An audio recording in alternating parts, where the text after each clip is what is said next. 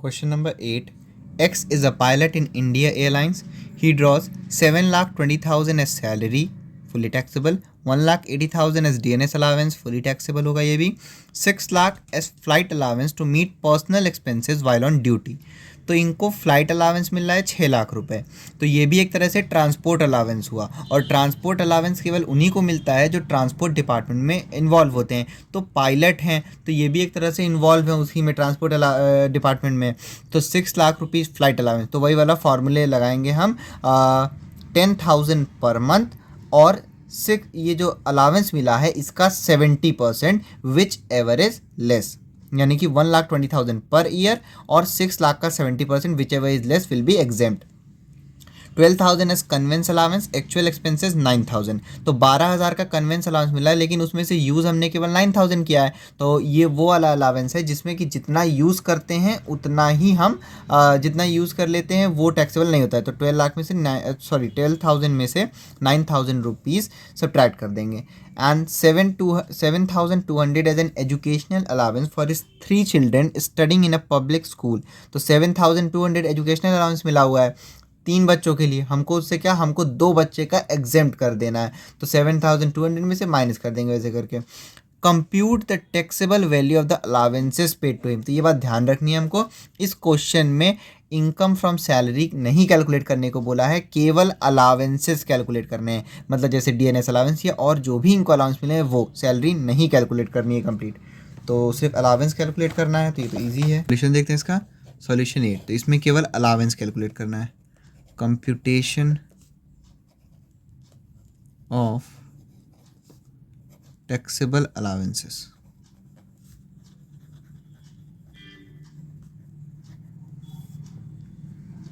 तो सबसे पहले इसमें अलावेंस में आ जाएगा 1,80,000 dearness allowance. Dearness allowance 1,80,000 rupees. उसके बाद डियरनेस अलावेंस के बाद दे रखा है इसमें 6 लाख एज फ्लाइट अलावेंस. तो फ्लाइट अलावेंस हमको कैलकुलेट करना होगा रनिंग अलावेंस के उससे. तो इसको पहले हम कैलकुलेट कर लेते हैं फ्लाइट अलावेंस को.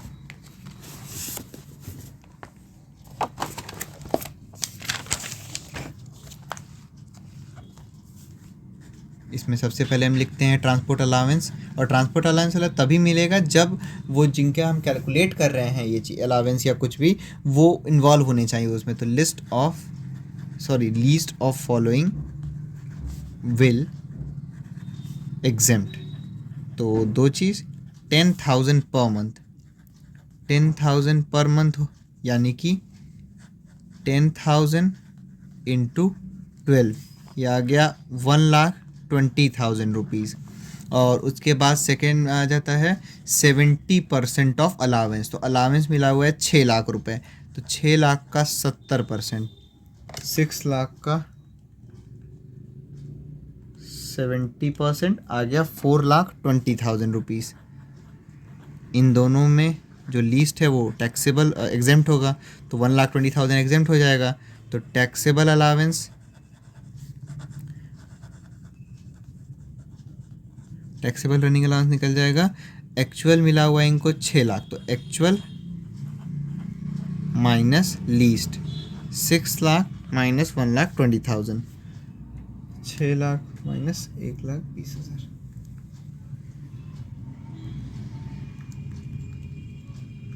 आएगा 4,80,000 रुपीज़. 4,80,000 रुपीज़ जो है ये टैक्सेबल रनिंग अलाउंस आ गया. तो यहाँ पे फ्लाइट अलाउंस हम सीधे लिख देंगे 4,80,000 रुपीज़. उसके बाद फ्लाइट अलाउंस के बाद दे रखा है इसमें कन्वेंस अलाउंस. तो कन्वेंस अलाउंस में जितना यूज़ हो चुका है वो एग्जेम्प्ट हो जाएगा. तो कन्वेंस अलाउंस 12,000 रुपये मिला था इनको, और उसमें से इन्होंने 9,000 रुपीज़ स्पेंड कर दिया है. तो इसको हम सब्ट्रैक्ट कर देंगे, आउटर कॉलम में आ जाएगा केवल 3,000 रुपीज़ कन्वेंस अलाउंस. उसके बाद एजुकेशनल अलाउंस, एजुकेशनल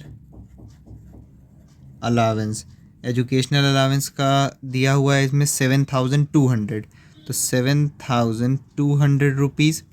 अब इसमें से लेस क्या करते हैं, इसमें से लेस कर देते हैं हम ये 7,200 3 बच्चों का है, लेकिन अलावेंस केवल 2 बच्चों का एग्जेम्प्ट रहता है, तो हम लिख देंगे यहाँ पे 100 रुपीज़ पर मंथ होता है। तो 2 बच्चों का एग्जेम्प्ट रहता है, 3 बच्चे हैं हमको उससे मतलब नहीं, 2 ही बच्चों का एग्जेम्प्ट रहेगा। तो 100 इंटू 2 इंटू पूरे हमको साल का निकालना है, तो 12 2 24, 2400 रुपीज़ एग्जेम्प्ट हो जाएगा।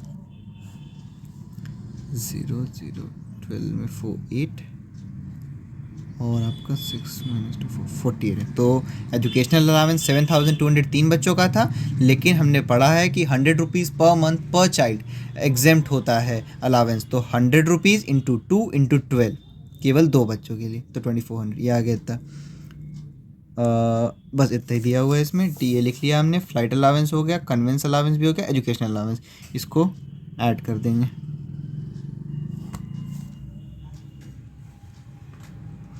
1,80,000 plus 4,80,000 plus 3,000 rupees plus 4,800 rupees, ये आ गया 6,67,800 रुपीज़। ध्यान रखना है हमको सिर्फ अलावेंस पूछा है, तो बस यही हमारा आंसर हो जाएगा, टैक्सेबल अलावेंसेस।